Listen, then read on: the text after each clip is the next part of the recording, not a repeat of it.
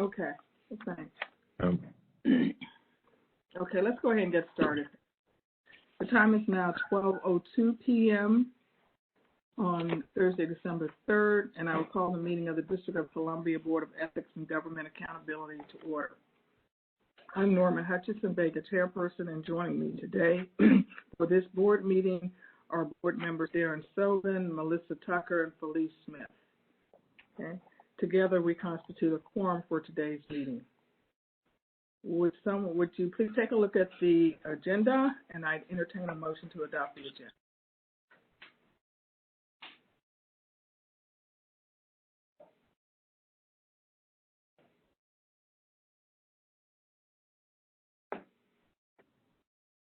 I'll make that motion. Okay, is there a second? I'll second that. Okay. Are there any comments or suggestions or questions? Okay, hearing none, all those in favor of adopting the agenda, please indicate by saying aye. Aye. Aye. Okay, thank you. We need to approve the minutes from the November board meeting. Please take a look at those, and we can entertain a motion for adopting the minutes from November.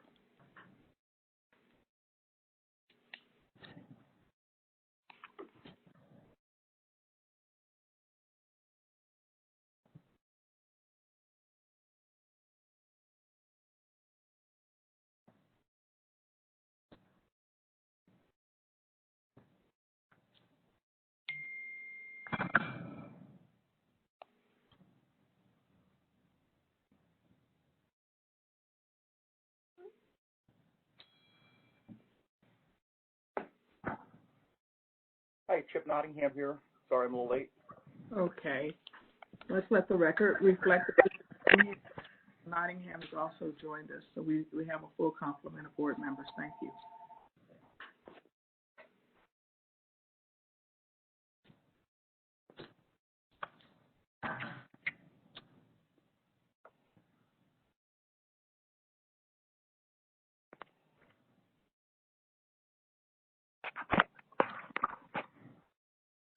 Reviewing the minutes of the November meeting.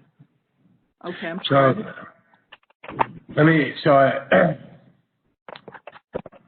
So I'll make a motion to approve the minutes, but I also want to say that so I've been recently advised that when it comes to doing minutes for public bodies, and Niquelle may want to weigh in here. The minutes are supposed to reflect things that were done, not things that people said. And a host of reasons for that, including, litigation risk and things like that. So I'm looking at the minutes here now, and it says Board Member Sobin asked whether there was a timeline on when DC government employees will return to offices. Director Ford said no. So it's sort of this conversational back and forth. From what I understand, best practices is you're not supposed to have what people said, just what was decided in the minutes. But notwithstanding, I'll go ahead and make a motion to approve these minutes, but for future reference. Okay. Well, I will say that I had asked that we start taking note of things other than just a recap of what the agenda was. So if there were things that were said or added to the agenda, that those things be reflected in the minutes. But perhaps we can figure out something that's a happy medium.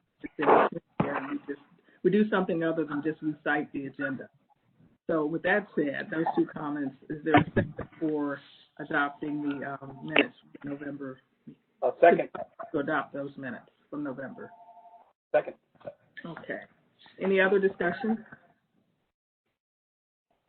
Okay, all in favor, please indicate by saying aye. Aye. Aye. Aye.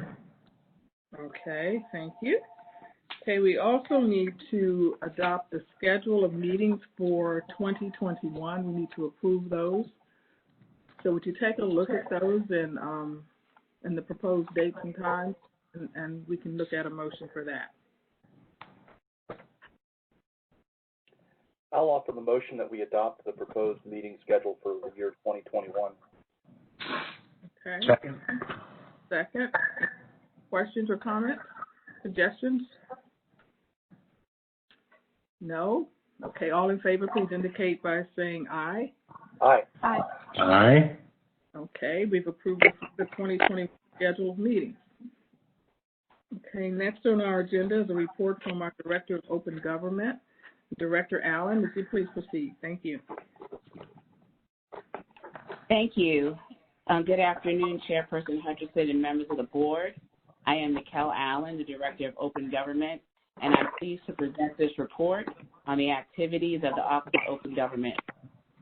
Since the last board meeting, the Office of Open Government has continued to fulfill its mission of ensuring that all persons receive full and complete information regarding the affairs of the district government and the actions of those who represent them. I'd like to start with Open Meetings Act and Freedom of Information Act advice.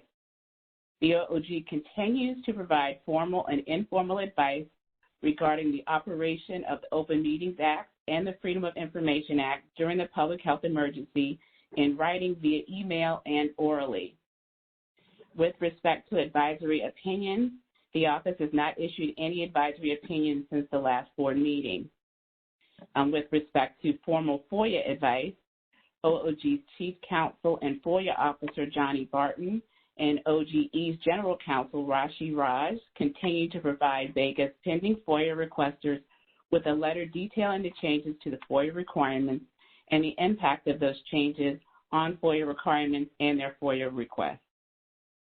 With respect to informal advice, the OOG continues to experience a high volume of requests for advice and assistance on open government matters since the commencement of the public health emergency on March 16, 2020. The office has responded to the following numbers of requests for assistance since the last board meeting. The office responded to 25 requests for Open Meetings Act advice. The office responded to 19 requests for FOIA advice, and the office responded to 6 requests for technical assistance with open-dc.gov. The next matter is an OMA Complaint and Resolution. On November 12, 2020, I, along with Attorney Barton, held a conference with a complainant concerning a violation of the Open Meetings Act by a local school advisory team. I addressed the matter with DCPS's General Counsel and recommended the matter for conciliation. However, the complaint was subsequently withdrawn. I will be meeting with DCPS to provide guidance and ensure that all LSATs fully comply with the OMA. We are working with DCPS to schedule additional training sessions to lessen future OMA complaints about LSAT. The next matter is training and outreach. FOIA and FOIA appeals training. On November 17, 2020, I served as a facilitator for the annual Freedom of Information Act Continuing Legal Education course hosted by the Mayor's Office of Legal Counsel. I presented an hour-long comprehensive training course titled Effectively Managing the FOIA Process.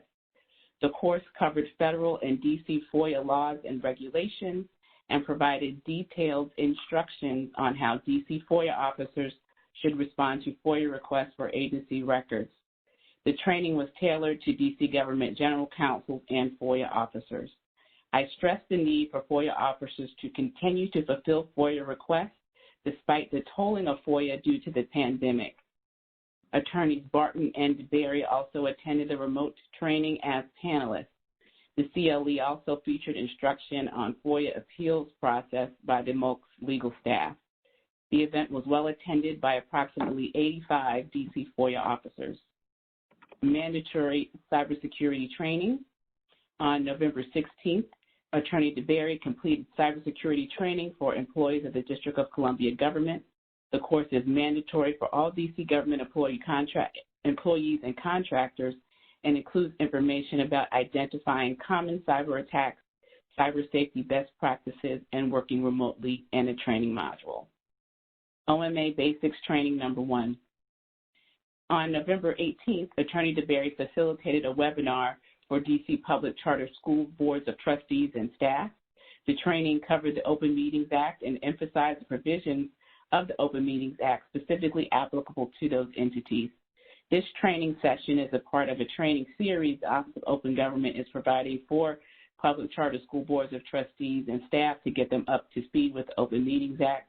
They are required to comply with the OMA as of October 1st. We are offering a series of 3 webinars to facilitate their compliance with the Open Meetings Act. Open Government Coalition meeting. On November 18th, I attended the Open Government Coalition's board meeting. At the meeting, I provided the board with updates on the activities of the Office of Open Government, and we discussed opportunities to partner with the organization on issues of importance to district government transparency. I spent a considerable amount of time discussing FOIA issues, including the production of body-worn camera footage and FOIA tolling due to the pandemic. There are some documents in Dropbox that have been provided by the Open Government Coalition to us regarding the FOIA tolling issue. DC Public Charter School Board teleconference. On November 23rd, I, along with Attorney Barton, held a teleconference with the General Counsel of the DC Public Charter School Boards to discuss whether entities seeking charters as public charter schools are subject to the OMA. Since these applicants are not deemed public charter schools nor have governing boards, it was determined that they are not subject to the OMA. However, subsequent to this teleconference, Attorney Barton has conducted further research, and we might be changing our position. FOIA training. On November 25th, Attorney Barton conducted a FOIA training for a new member of the Office of Unified Communications FOIA staff. OMA Basics Training number 2. On December 2nd, Attorney Barton facilitated an Open Meetings Act webinar for the DC Public Charter School Boards of Trustees and their points of contact. This training covered the Open Meetings Act and emphasized provisions specifically applicable to the Public Charter School Boards of Trustees. This training session was also part of the training series that the Office of Open Government is providing to get them up to speed with the OMA. The last training in the series will occur next week and will be an interactive Q&A session. Monitoring public body meetings. OOG continues to play an important role in ensuring that boards, commissions, and other public bodies successfully conduct government business remotely. OOG is currently responsible for remotely overseeing approximately 292 public bodies and their compliance with the Open Meetings Act. This includes 105 local school advisory teams and also now the Public Charter School Boards of Trustees.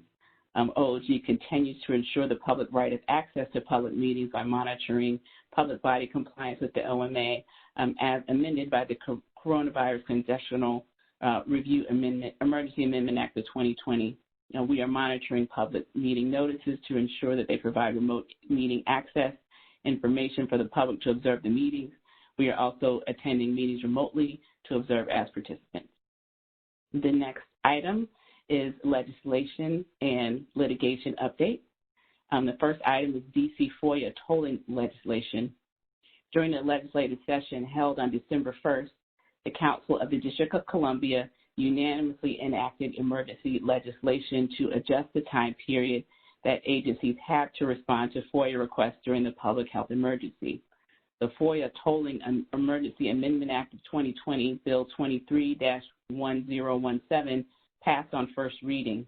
The temporary legislation, the FOIA Temporary Amendment Act of 2020, Bill 21-1108, to end the blanket tolling of FOIA requests also passed. These measures restart the FOIA response clock as of January 15, 2021, but allow for an extension of FOIA deadlines when the need to conduct an on-site review of records could present a significant risk of health or safety during the COVID-19 pandemic. The January 15, 2021 start date will also ensure that any requests received since March 11, 2020, the first day of the declared public health emergency, do not immediately come due. OOG will make sure that DC FOIA officers are informed of these new deadlines by sending out a notice and will also provide assistance where needed. The next item is Terrace, Plavick, and Millen, LLP versus the District of Columbia, and that's case number 2020 CA Civil Action 003087B. The office continues to follow this FOIA case in DC Superior Court. As I mentioned, we don't have an interest in the case, but we are interested in the case. At issue in this case are budget requests from the Office of the State Superintendent and the District of Columbia Public Schools that were delivered to the Executive Office of the Mayor. The FOIA requests for records were denied under the deliberative process exception to FOIA. On October 30th, the D.C. Council filed an amicus curiae brief in support of the plaintiff. The council took issue with the defendant's argument under the separation of powers doctrine that the D.C. Council cannot legislatively require the production of documents related to the formulation of the budget prepared by OSCE and DCPS. The council contends it does have such authority, and there is no support for the notion that the mayor enjoys exclusive authority over the district's finances. They further argue that the allocation of the district's resources is a legislative function. The defendant filed a reply brief to the council's brief on November 13th. In the reply, the defendant, who is represented by the Office of the Attorney General, asserts that the separation of powers doctrine dictates that these records are subject to deliberative process privilege and are also subject to executive privilege because the documents concern the mayor's process concerning the formulation of the budget submission. Judge Patricow has not ruled on these motions, but we will look forward to reporting her ruling to the board when it comes. The last item in our report are administrative matters, attorney advisor, and trial attorney vacancies. During the week of December 9th, the OOG will conduct interviews of candidates to fill the attorney advisor vacancy. The vacancy closed on November 16th. The trial attorney position is still in the classification process with the D.C. Department of Human Resources. Once the position is classified, DCHR will list the position vacancy. We anticipate commencing that process of hiring the OMA trial attorney in January 2021. The last item is budget formulation process.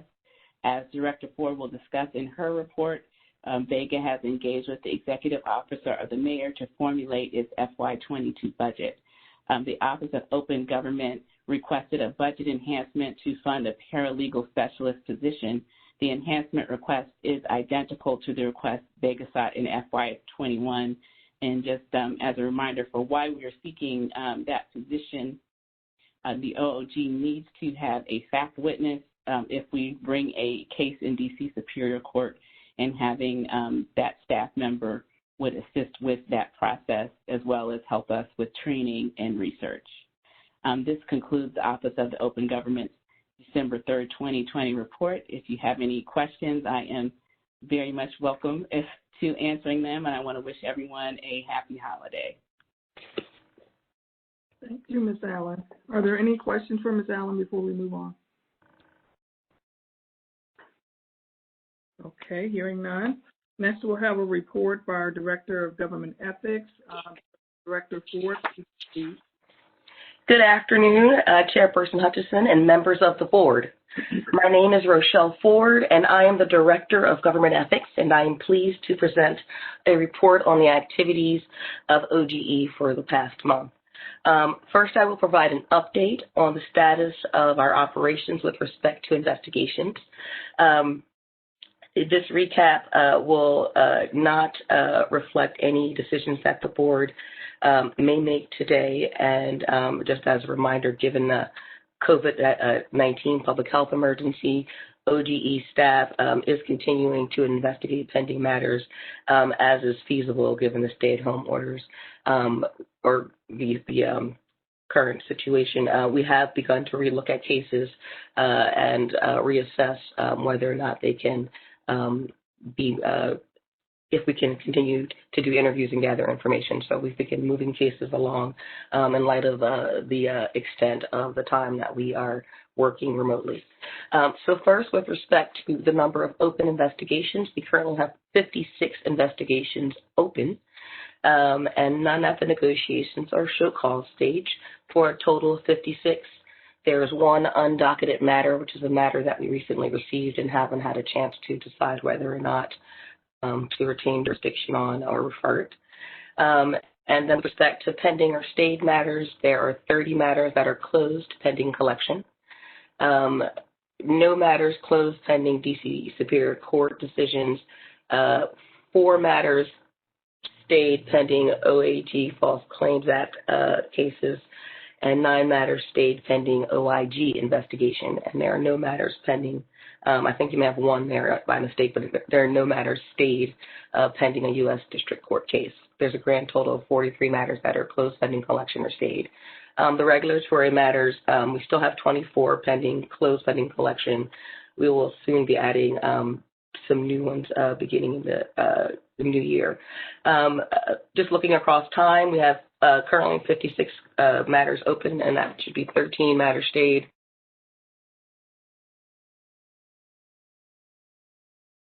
Ms. Ford, you're on mute. I was wondering why I made that sound. I'm so sorry. That was completely an accident. What I was saying was that looking across time, last month we had 50 matters open. This month we have 56. The same number of cases stayed. The number of cases open reflects 11 new investigations that we have opened since the board last met, and the investigative team resolved 5 matters since the board last met. Next, I'll give an update on training and outreach. During the month of November, several OGE staff members completed their annual mandatory cyber security and working remotely training. All employees will complete that training by the end of the year. Auditor Tajuba, again, has been quite active, and he took several trainings that were offered by DCHR, including administrative support and projecting a positive professional image, choosing the right interpersonal communication method to make your point, and other courses related to communication, public speaking, and collaboration. General Counsel Raj attended the second half of a virtual conference entitled Women Lawyers and Leadership, and on December 1st of this week, the Council of Government Ethics Lawyers, COLE, kicked off its annual conference, which is being held remotely this year. Attorney Cooks and Director Ford and a few other staff members attended the virtual plenary session. The conference will feature virtual on-demand sessions that will be available all month, and then 2 additional plenary sessions throughout December. Next, with respect to trainings conducted by staff. Since the last board meeting, OGE conducted online trainings, or rather provided 5 ethics trainings on the following topics: social media and ethics training for the Department of Employment Services on November 9th, the regular monthly ethics training, and 2 new employee orientations. And we also conducted an ethics counselor brown bag lunch on December 1st. This month's brown bag was on the timely topic of gifts and donations, and we had Roll Lewis, I believe his name is, came in and gave a great presentation to our ethics counselors. We had 32 attendees about the process of accepting donations and getting approval, and we talked about sort of common gift issues that arise this year or that may arise because of the remote nature of our work. In addition, 130 employees took OGE's online ethics training during the past month. Investigators Ron Cook and Ralph Bradley participated as panelists for DCHR's Sexual Harassment Officer's Brown Bag on conducting investigations in remote settings on November 5th, 2020. That training was provided to the shows or the sexual harassment officers because employees expressed some concerns around not having enough experience to conduct investigations in remote settings. And so DCHR brought in different speakers to assist their officers. So they share their insights and knowledge as to what we have learned in conducting remote investigations. Next, with respect to training planning, as you all know, part of OGE's strategic plan is to begin to provide more targeted and specialized training. And so we met with Gottlieb Simon on the 11th of this month and had a good discussion in which we discussed plans to provide trainings when new ANC commissioners begin in January, want to be a part of their initial training.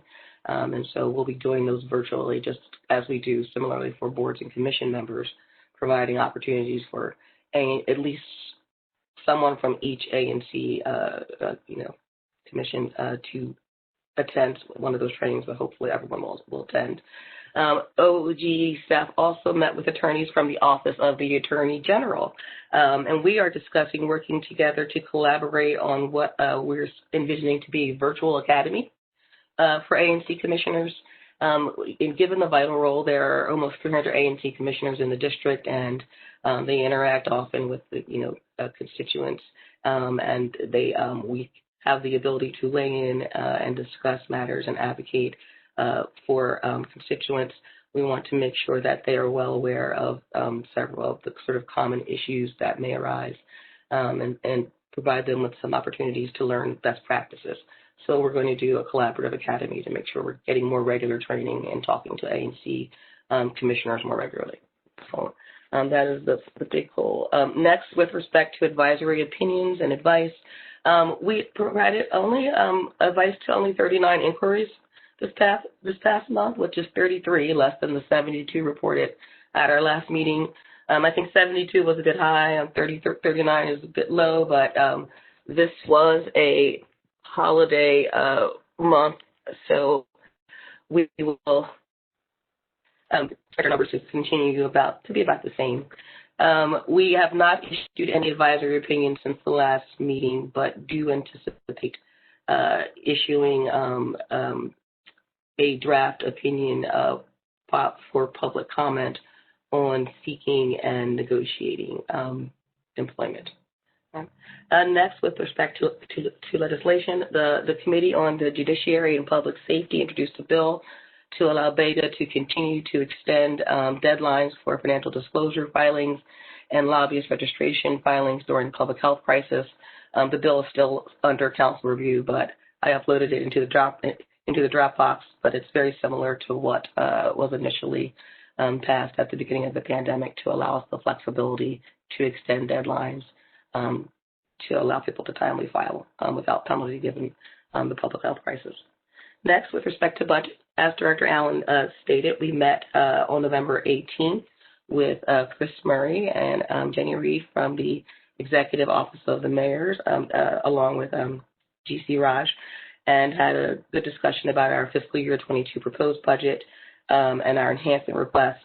OGE joined in with the Office of Open Government again to request funds to relocate to new space, given that our current space was already inadequate for our needs, given that we are growing, and then given the public health crisis, it's no longer feasible for us to work in that space.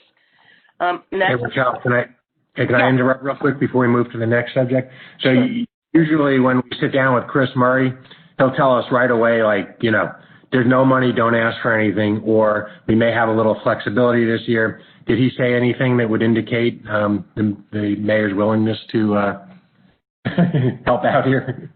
I'm not a fortune teller, but I feel really confident that it seems unlikely. There's a global public health crisis, and we're all tightening our belt. And so, I think that we are going to we will be figuring out ways. But I am pleased to report that Sandra Peterson provided us with an update where she did make some headway with respect to potentially finding some space in the Marion Berry building where we are.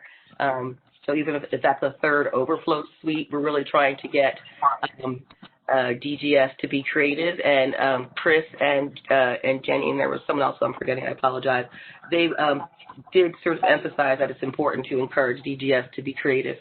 And so we are, Director Allen has been reading things on the front and looking at potentially Half Street where DCHR is. And so we're going to continue looking, so no matter what. But yeah, I'm not super optimistic. Yeah. I wasn't aware we had renamed the building. Yes, it is. It's the Marion Berry building, and I'll send you that picture. It actually looks great. So it's sort of nice to go into the building with the letters up. It's good. So yeah. All right. Hey, Director Ford. Yes. Since you're kind enough to take questions on me, you mentioned a minute ago doing some additional work or issuing some additional guidance on negotiating employment. Yes. Could you expand on that? I think we're all probably aware that there was a significant article in the Post today about a member of council who says he's Well, been. I haven't actually read it yet, so I'm aware, but thank you. I've actually been so busy working, but I didn't read it. But yes, I'm happy to do that. So one of the things that we have a lot of robust guidance out there in our advisory opinions. There's only one advisory opinion that we have put out that talks in a very small way about the obligations with respect to seeking and negotiating employment. And Attorney Stuart Mitchell and I did a presentation, which anyone can access. It's on our website. All of those trainings are there, and that will really be the body of it, what will be the opinion. But what we have not done formally is made it clear is what does it mean to seek and what does it mean to negotiate for employment. And it matters there's an important legal distinction. If you're seeking at that point, of course, you ought to recuse. But of course, if you're negotiating, as in having a bilateral discussion about the terms and conditions of employment, then it's not just that you must recuse, but that if you, in fact, fall afoul of that line, you could end up violating the law. So we want to make sure that people know what sort of common pitfalls are, what some best practices are, what a good recusal letter will look like. So what we anticipate putting out is, one, clarifying the definitions, which haven't changed. That we follow what ODE follows in terms of the rule, and district employees are under 208 as well as the DPM and the conflicts of interest statute. So the rules haven't really changed, but I think what we are seeking to, I know we're seeking to provide clarity and clear signposts for employees to know what they ought to do. Thank you. And if you could maybe just take a look at the article today in the Post Metro section. I don't react to articles necessarily. It was hauntingly familiar. The fact pattern seemed somewhat familiar to a high-profile case we had in not too distant past involving a member of council writing up a business plan, negotiating employment with a major lobbying firm, saying to the Post, planning to lobby his former colleagues. I just want to make sure we're able to give this member of council or any DC employee good advice before they possibly get a little too far out in front of their skis, so to speak. He did say in the article he recused himself from some matters. Might be worthwhile taking a look at those recusals I'm not looking to play gotcha, but it's right in our face in the Post, and it seems a little bit, I think we're going to I would guess we're going to get some inquiries about it, so it'd probably be good to be prepared. Well, I was aware just because I won't say I have my ear to the ethics ground. That sounds a little bit more intense than it is, but you're aware of what's going on. So I was fielding some just general questions on the topic, and so we are familiar with the issue, and I think it's important. I just want to say that Council's rules with respect to seeking and negotiating and post-employment are a little bit, there's some tweaks that are worth noting, and so those are things that we want to make clear. But I think that situation that you referred to is exactly the situation where some very clear signposts. We can't require for job aids. That's one of the things we talk a lot. A supervisory attorney, Cooks for Advice and Education, has begun a project with us where we're going to produce job aids. And so what I envision is a form that people can fill out so that within 3 days of entering into negotiations or discussions, they just fill it out and file it with the appropriate person, and it's there.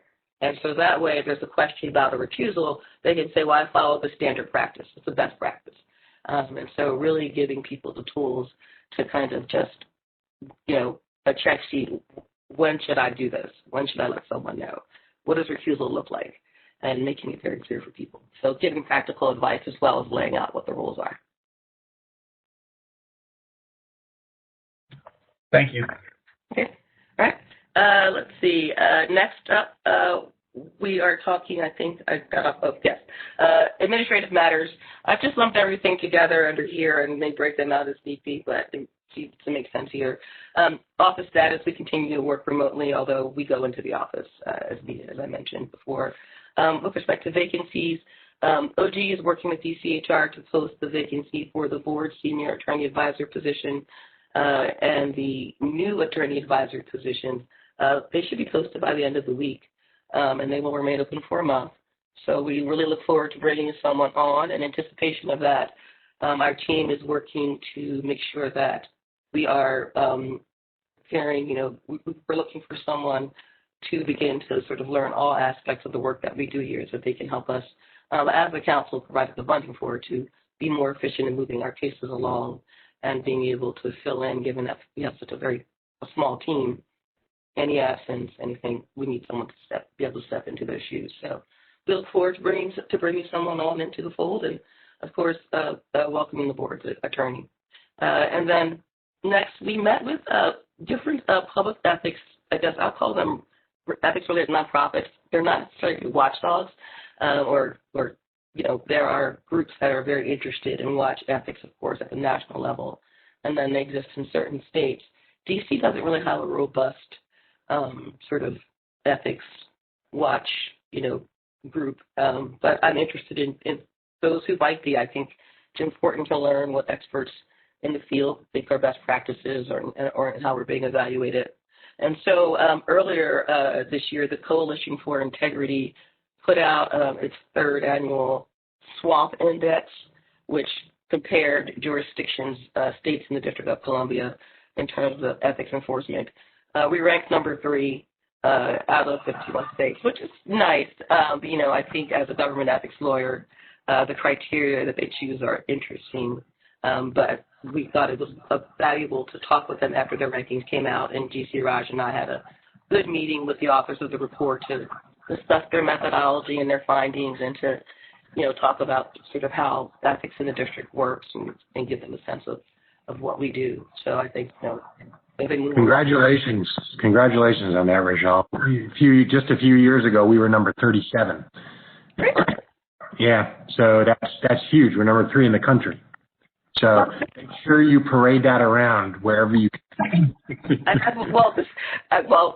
The staff will know that my ability to determine number 1 and number 3 are not exactly that clear, but either way, we felt very good about ourselves.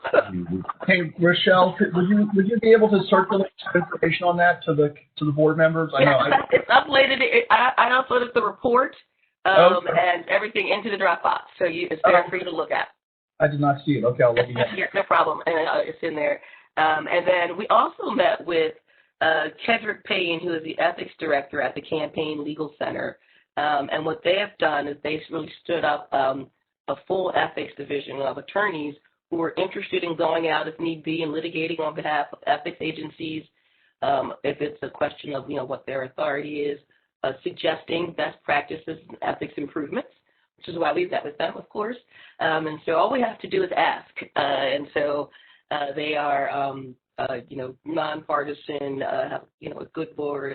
Kedrick Payne is a former law school acquaintance who I know spent years doing political law in the private sector and was a deputy, of the Office of Congressional Ethics that does investigations into House ethics, as well as, providing ethics at a high level in previous administrations. So he really is an expert on that topic, and he's got a team of lawyers who just love to write about ethics topics, and so it's like a match made in heaven.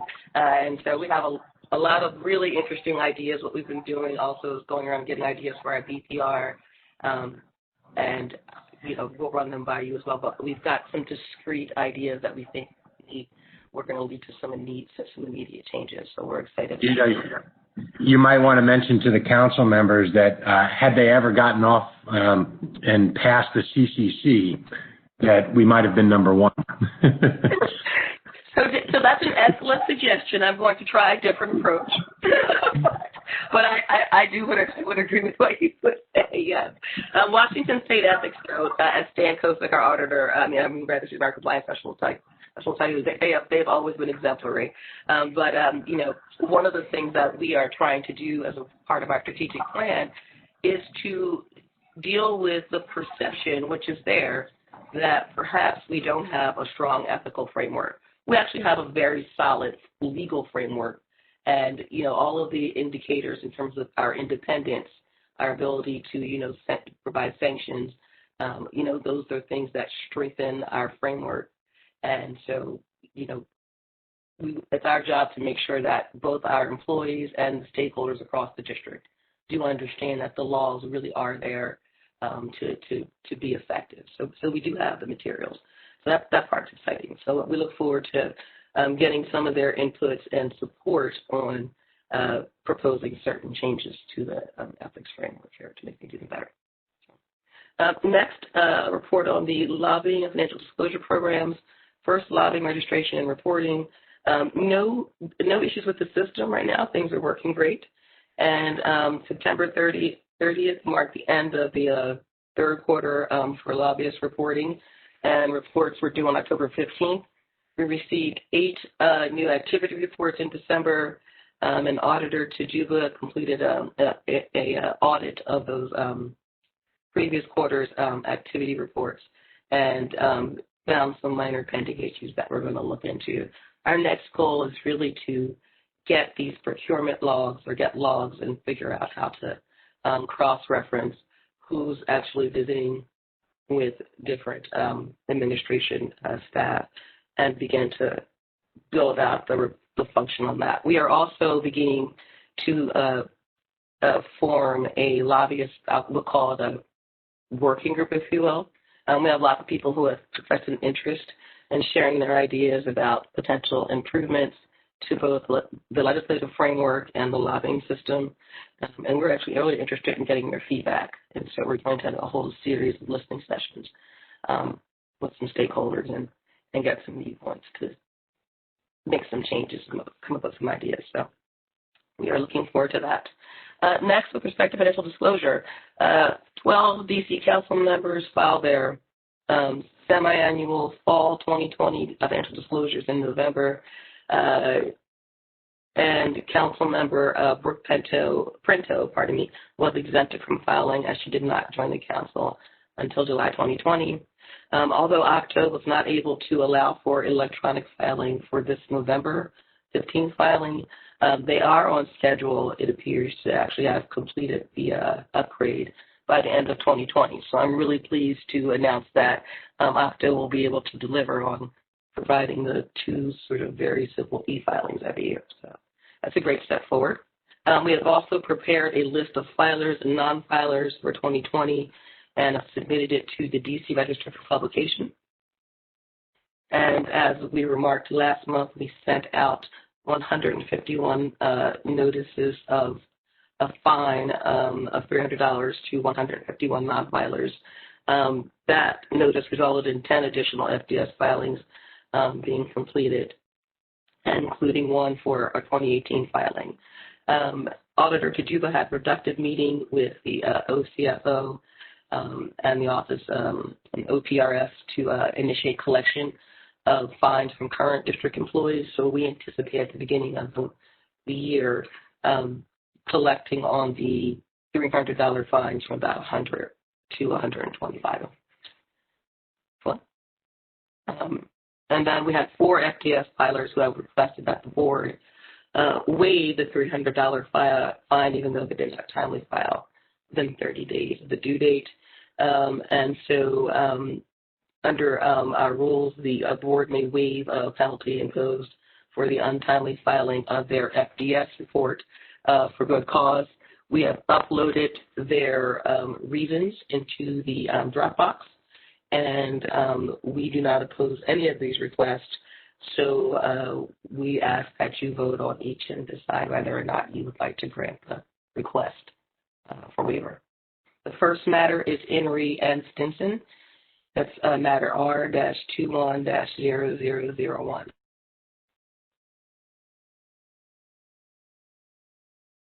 Is there a motion or any discussion as to the first request?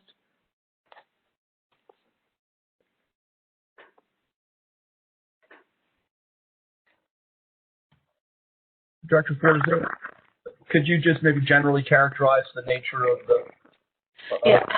I'm going to turn these over to Attorney Stuart Mitchell, who runs our financial disclosure program, and so she is the fact expert on these. So I'm going to refer Asia. Yes. Sure. Good morning, everyone. Good afternoon. I'll briefly go over each one of the requests. The first request is Mary Ann Stinson. She gave a brief explanation. She stated that she attempted to file, but she couldn't file the form because she wasn't connected to her VPN connection. She was having troubles with her VPN connection. As we stated in our response, the form actually doesn't require VPN connection. So we weren't quite sure about that explanation. However, we still do not oppose the request.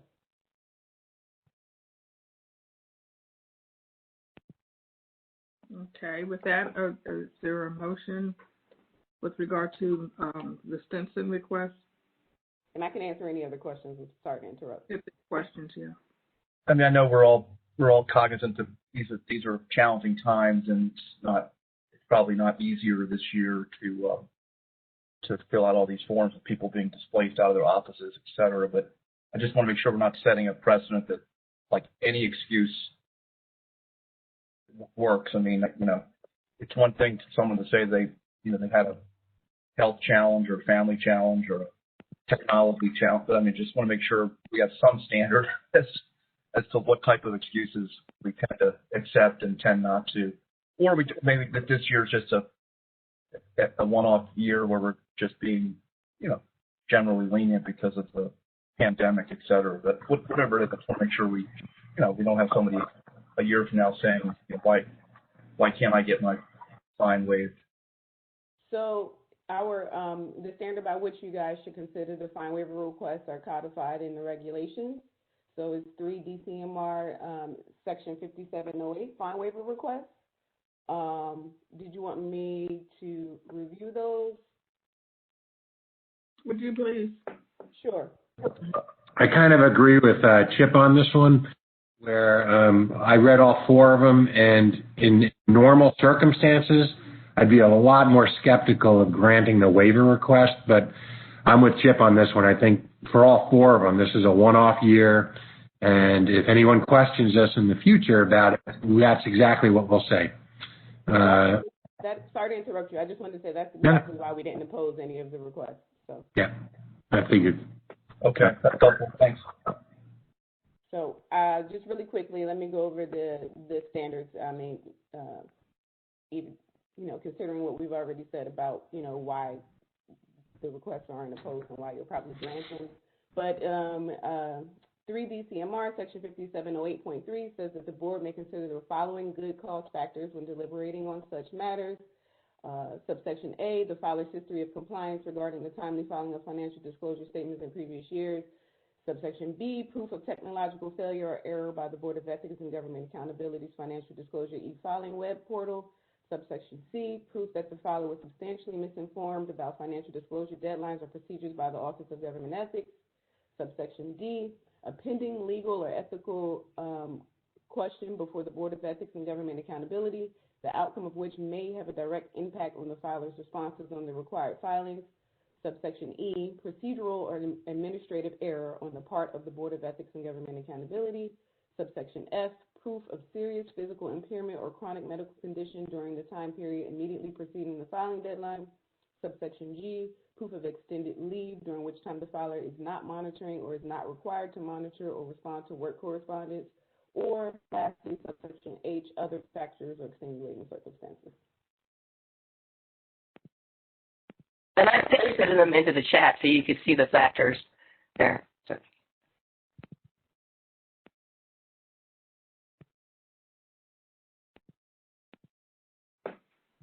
Okay. Are there any other questions? No, I'm willing to make the motion that we accept the director's recommendation to waive the fines in these cases. So are you making a motion as to all 4 cases? Yes. Okay. Second. Okay. Any further questions, discussion? Hearing none, all in favor of approving the waiver for all 4 of the cases, please indicate by saying aye. Aye. Aye. Any opposed? Okay.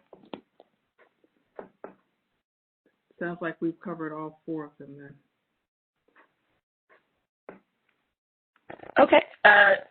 Okay, we have orders which Attorney Stuart Mitchell, I will upload them, but we'll take care of getting those signed out with you Chair Hutcheson. So thank you. This concludes the Office of Government Ethics December 3rd, 2020 report. And I also want to extend a good holiday or relaxing holiday to all of you, and looking forward to whatever 2021 may bring. So no holiday party this year, Rochelle? We haven't thought that far ahead. I'm trying to reconceive the holiday party idea. So. It's okay, I'm kidding. I will miss Sandra's cooking, though. Yeah, I miss the, it's nice to come together, so. Yeah, it's nice to come. I'm really going to miss that. Unless you come up with some miracle way we can do it. Yeah, thank you for your report. And next we have public comment. The members of the public were invited to submit comments at the BEGA website by 11 o'clock today. Were any comments submitted?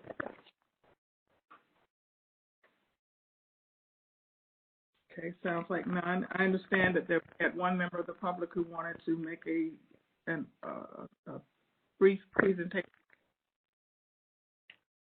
Yes, I'll go ahead and unmute that member. Ms. Brazil? Ms. Brazil? Yes, I'm here. Oh, wow. We're getting some feedback from you. So could you, I don't know if you're on two different devices or what's going on. But in any case, before you proceed, this is the normal rules that apply. You've got 2 minutes to make your public statement, and then we can move on. So go right ahead, please. Better? That sounds like it's a little bit better. Yes, go ahead.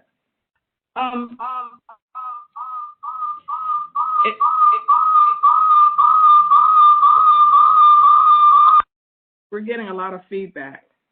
Norma, try muting yourself and everybody mutes except the speaker. She signed in twice, so that's why it's coming back with the feedback. She has to close out one of her logins.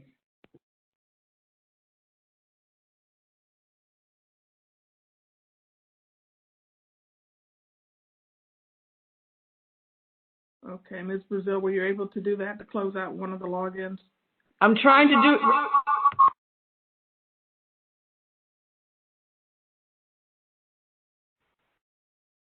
Ashley, you may be able to eject one of them on your end.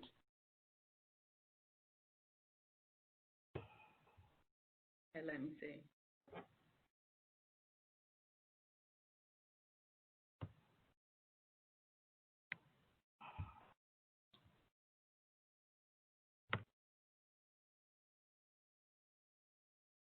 Okay, Ms. Brazil.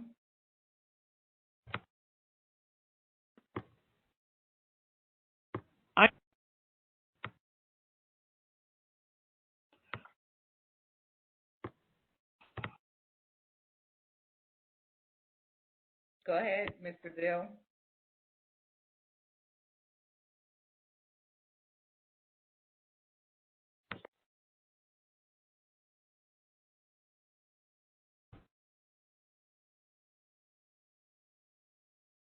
Ms. Brazil, are you able to proceed? I can see you. Okay, sounds like we've taken care of the feedback problem.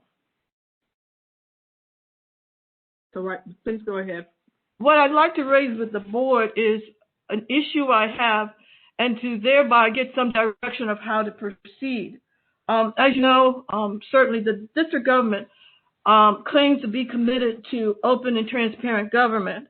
What I'd like to get from the board today is who or what office in the district government does the citizen turn to assure open, transparent government, especially if the matter doesn't fall in under the Open Meeting Act or the Foia law of the District of Columbia. Let me detail what I am concerned about. In the past few months, there have been 3 instances wherein the D.C. Board of Elections should provide and indeed welcome open transparency, allowing citizen observers, whether or not it's my organization, DC Watch, or the League of Women Voters, to observe the election process. And in 3 separate instances, they've made it almost impossible or downright denied it. The most recent incident occurred 2 weeks ago, really a week and a half ago, November 23rd and 24th, when the DC Board of Elections had to conduct a mandated legal audit of the election returns. And in that instance, over 2 days, they denied any public access to observe the audit, the manual audit of those returns. Their response was, well, we have a ceiling camera in the room. And a footnote here, that camera could not zoom down and show 4 different tables in 2 different rooms, nor could it show the ballots on the table. The response I got when I made inquiry was, but we're in the midst of a pandemic, and we cannot allow individuals or citizens to attend. But if you look at the online tape of that audit process, there were 2 very large rooms. There was space around the sides of the room in which to observe what was going on. The situation was compounded by the fact that not only was the cameras poorly positioned, that they didn't allow observers, but there was no audio. So you could be watching a picture, but you didn't know what you were seeing. You didn't know what election they were auditing. You didn't know what ward they were auditing. I should add that the situation on November 23rd and 24th regarding the audit was further compounded by the fact that on election night, November 3rd, they refused to allow any citizen observers at the tabulation count center. And I specifically made arrangements before November 3rd. I arrived at the Board of Elections the evening of November 3rd and was told that I'd be ushered into the tabulation center, and they refused. Finally, I want to bring to your attention. Board Member Chair, that's the 2 minutes.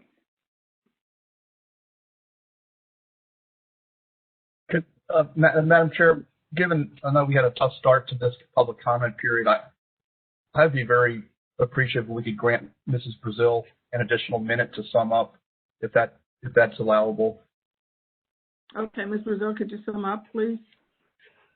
Even when they extended an invitation on September 14th for the public and the press to attend their warehouse review of the operations of the voting machines, they wanted us to sit and be positioned in a space in the warehouse where you could not even see the machine. I am asking the board for directions of what to do. If the board and the staff is saying that if it doesn't fall under the Open Meetings Act, if it's not a FOIA violation, their hands are tied. Where does one go to assure open and transparent government in D.C.? Thank you. Okay, I don't know that we have a response for you today. Perhaps we could put you in touch with the office after this meeting, and we'll see if there's some way we can help you. Could I just ask, while we're on this topic, because it is of great interest in our community and really many communities across the country, and it's not I don't see it as a political party issue, but obviously the district we reside in is, last time I checked, I think sort of voted about 96% one way, and so it's not about blue or red or whatever, but just there are concerns about transparency. Let me just ask Ms. Allen, does BEGA have jurisdiction over the Board of Elections when it comes to open government and those related issues that Ms. Brazil touched on? We do, with respect to their meeting, where they consider conducting advice on public business. So in this instance, the Board of Elections was not itself meeting, but a function was being exercised. And Attorney Barton worked on this issue. If he could jump on, he did some research about the legislative history behind the audit process, so he may be able to shed some more light on your question. Thank you. Mr. Barton with us?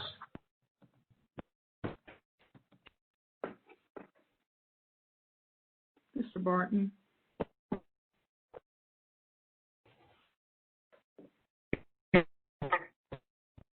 I think he's on mute. All right, Mr. Barton, you're on mute.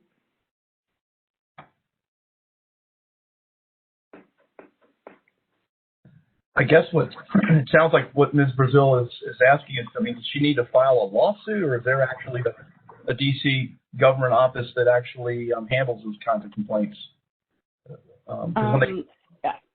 I had given that some thought.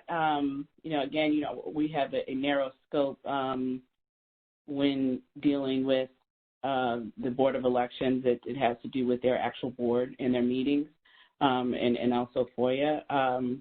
For I guess a general transparency complaint, I would assume that the council who has oversight over the Board of Elections would be a place to go to lodge the type of complaint that Ms. Brazil has made, and possibly the Office of the Inspector General. But our charter is limited in scope on the open government side to the issues that come under our purview. So if there are general transparency concerns, my advice would be to go to the council committee that has oversight over the Board of Elections.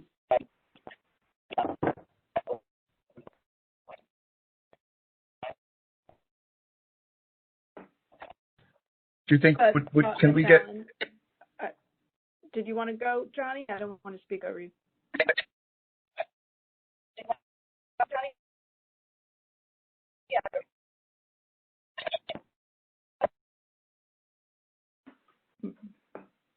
Yeah, Johnny, it sounds like you're having issues with your mic. We can't really understand you.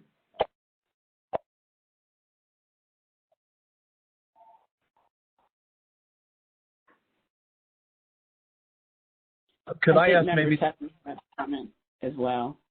Could I ask maybe that if staff could try to get a response to Ms. Brazil and maybe copy the board members in the next 10 days, if that's possible, or as soon as reasonably possible.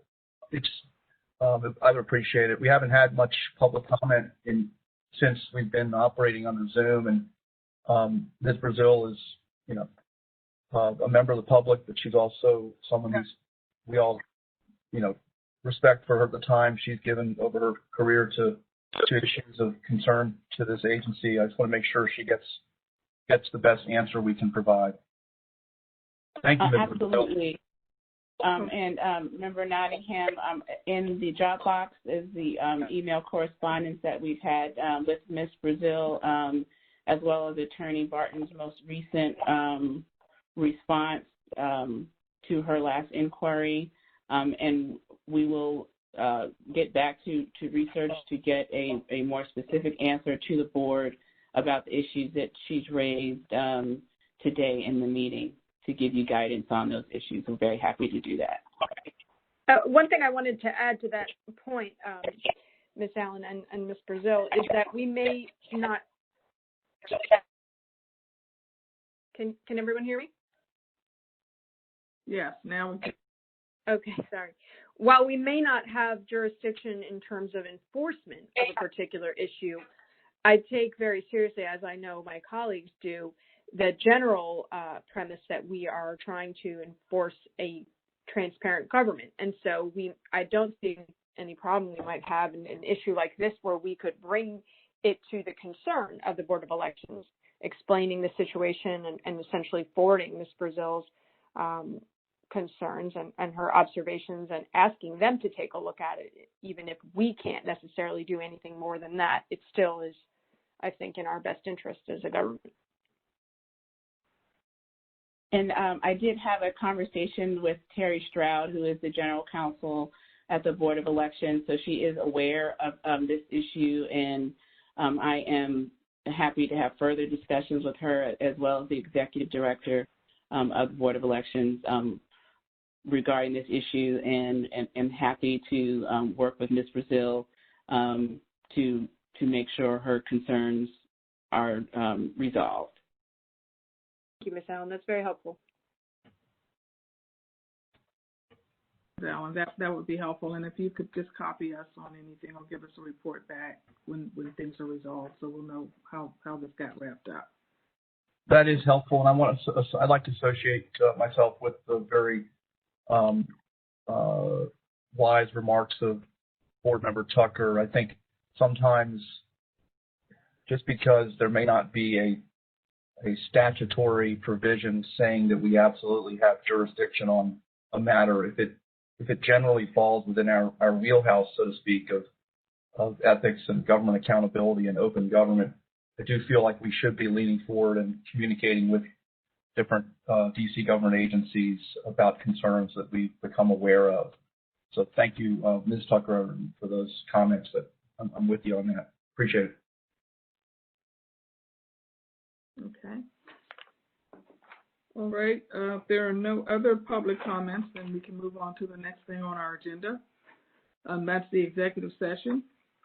And I need a motion to move into executive session to discuss ongoing confidential investigations pursuant to Official DC Code Section 2-575B14, to consult with an attorney to obtain legal advice and to preserve the attorney-client privilege between an attorney and a public body pursuant to DC Official Code Section 2-575B4A, to discuss personnel matters, including the appointment, employment, assignment, promotion, performance evaluation, compensation, discipline, demotion, removal, or resignation of government appointees, employees, or officials pursuant to DC Official Code Section 2-575B10, and to deliberate on a decision in which the Ethics Board will exercise quasi-judicial functions pursuant to DC Official Code Section 2-575B13.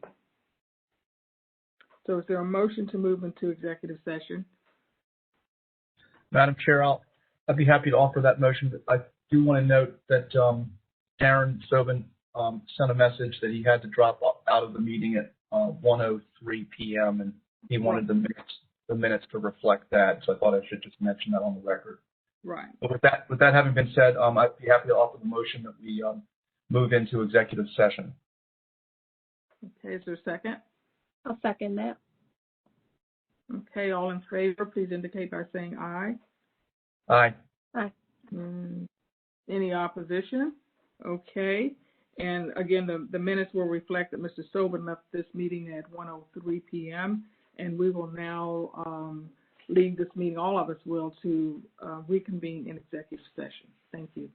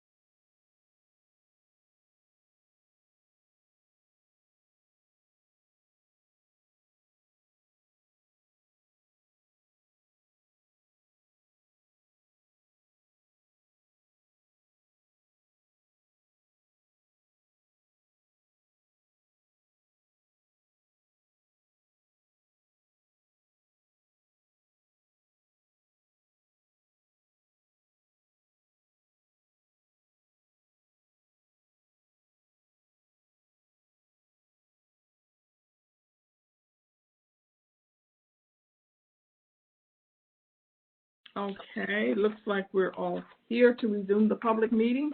There's just one matter that we need to resolve.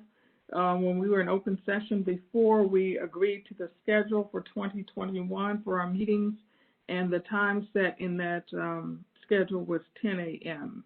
And we'd like to amend the time for the meetings. The dates would remain the same, but we want to change the time to noon. So is there a motion to do that?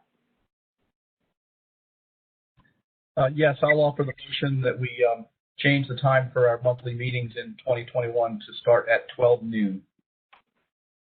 Is there a second?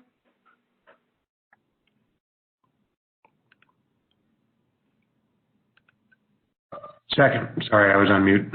Okay, thank you. Any discussion or questions about that?